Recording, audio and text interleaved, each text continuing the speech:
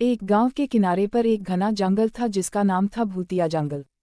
जंगल के अंदर का रास्ता इतना भयानक था कि सूरज की रोशनी भी वहां तक नहीं पहुंच पाती थी। गांव के लोग जंगल की कहानियों से डरते थे और जंगल की ओर जाने से बचते थे। कहा जाता था कि जंगल में एक बहुत पुरानी और जर्जर हवेली खड़ी थी, जिसमें एक राजा की आत्मा रहती थी। राजा अपनी मौत से कुछ ही दिन पहले आशीर्वाद प्राप्त करने के लिए उस हवेली में गया था, लेकिन वह वापस नहीं लौटा और उसकी आत्मा वहीं कैद हो गई। एक दिन गांव में एक साहसी युवक अर्जुन आया। उसने गांव वालों से जंगल के बारे में सुना और उसने ठान लिया कि वह रहस्य की पड़ताल करेगा। अर्जुन ने अपने कुछ साहसी दोस्तों को इकट्ठा किया और उन सभी ने मिलकर जंगल में प्रवेश करते ही उन्हें भयानक आवाजें सुनाई देने लगीं। पेड़ों के पत्ते सरसराने लगे और ठंडी हवा उनके कानों में फुसफुसाने लगी।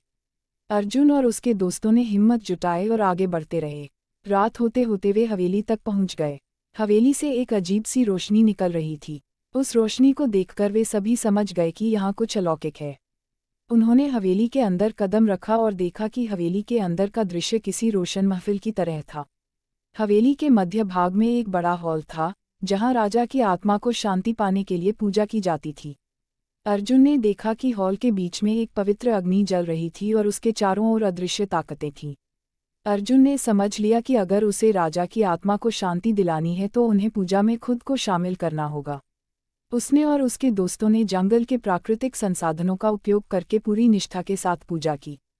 पूजा पूरी होने पर राजा की आत्मा प्रकट हुई और उसने अर्जुन और उसके दोस्तों को आशीर्वाद दिया।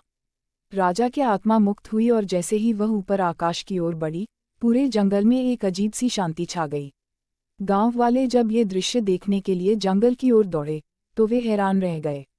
उन्होंने देखा कि जंगल का अंधेरा नर्म हो गया था और पत्तियों की सरसराहट मानो किसी सुखद संगीत में बदल गई थी।